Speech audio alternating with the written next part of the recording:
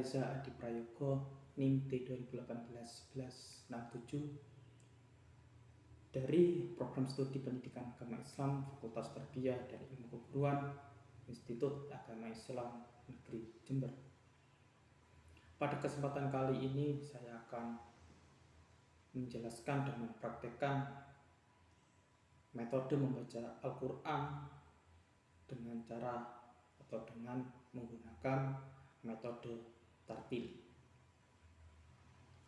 Tartil memiliki arti pelan dan kalem, sedangkan dalam istilah yaitu membaca Al-Quran dengan suara pelan namun tidak menghilangkan makhraj, sifat, serta tajwid di dalam Al-Quran.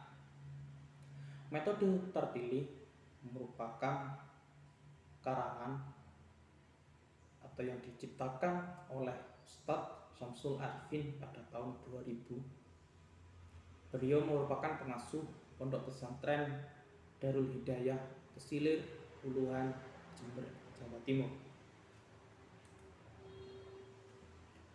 Konsep pembelajaran pada metode tartili ini yaitu peserta didik dibekali dengan buku yang disebut tartil, terdiri dari 4 jilid yang berisi setiap jilidnya 55 halaman dengan ketentuan jilid 1 penekanannya pada huruf hijaiyah, harokat, dan membaca dengan cepat dan tepat. Jilid 2 menekankan pada panjang pendek yang hanya 2 harokat, huruf sambung, harokat fathah, kasroh, dhamma, fathatain, kasrotain, dan dhamma tanwin. Dan tidak boleh salah dalam membaca huruf. Sedangkan pada jilid 3 penekanannya pada makhraj dan sifat huruf mati atau sukun, dan tidak boleh salah huruf dan panjang pendeknya. Dan yang terakhir jilid 4 penekanannya pada bacaan dengung, tanda waqaf, panjang 5 ketukan atau bisa disebut dengan mat wajib, dan membaca dengan benar sesuai dengan kaidah tajwid di dalam Al-Quran. Dalam metode tartili ini selesai jilid sampai ke-4, maka peserta didik sudah bisa belajar Al-Quran, sudah bisa mempelajari Al-Quran. Metode yang digunakan pada tartili ini atau metode pengajarannya, setiap peserta didik diharuskan membaca tartil di depan. Nanti sifatnya bergantian antara peserta didik satu peserta didik lainnya, dan membacanya wajib di depan, membaca halaman yang atau halaman sampainya peserta didik tersebut. Setelah membaca, pada membaca tersebut peserta didik yang lain menirukan bacaan dari peserta didik yang atau salah satu peserta didik yang maju di depan. Selebihnya atau selanjutnya juga demikian. Pembacaan metode tartili saya praktekkan seperti berikut. A'udzu billahi minasyaitonir rajim. Bismillahirrahmanirrahim. Alhamdulillahi rabbil alamin. Ar-Rahmanir Rahim. Maliki yaumiddin. Iyyaka na'budu wa iyyaka nasta'in. Ihdinas siratal mustaqim. Siratal ladzina an'amta 'alaihim ghairil maghdubi 'alaihim waladdallin. Amin. Itu contoh dari pembacaan yang menggunakan metode tartil. Kemudian saya praktekkan membaca jilid pada metode tartili. Saya praktekkan pada jilid 1 pada halaman 1, di mana jilid 1 yaitu penekanannya pada pengenalan huruf dan harokat fathah, kasroh, dhamma. A'udzu billahi minasyaitonir rajim. Bismillahirrahmanirrahim.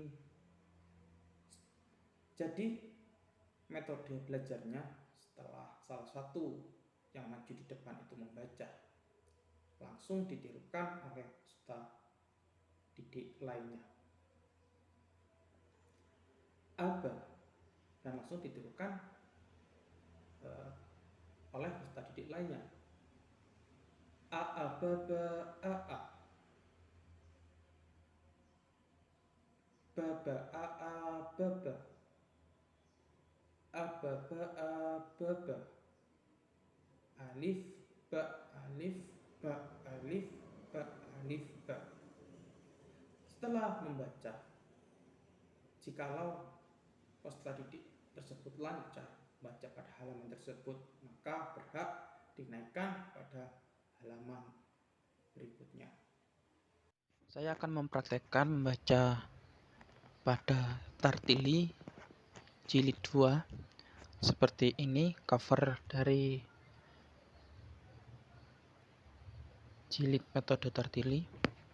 Saya akan mempraktekkan pada nomor 1 metode tartili. Seperti yang telah diketahui pada jilid 2, pada jilid 2 penekanannya yaitu salah satunya belajar membaca huruf bersambung.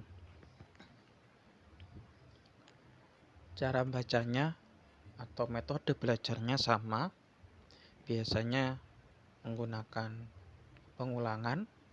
Jika ada salah satu yang maju ke depan, peserta yang lainnya mengulangi yang dibaca oleh peserta didik yang di depannya.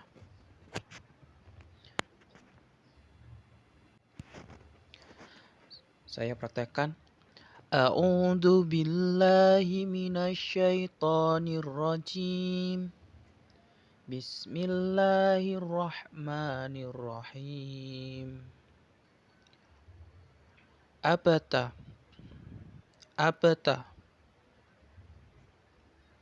ta'aba burida sawana. Jadi nadanya seperti itu. Saya ulangi. Ta'aba burida sawana. Tazinu natuna abata. Tazinu natuna abata. Ba'ata narisu kubila. Ba'ata narisu kubila.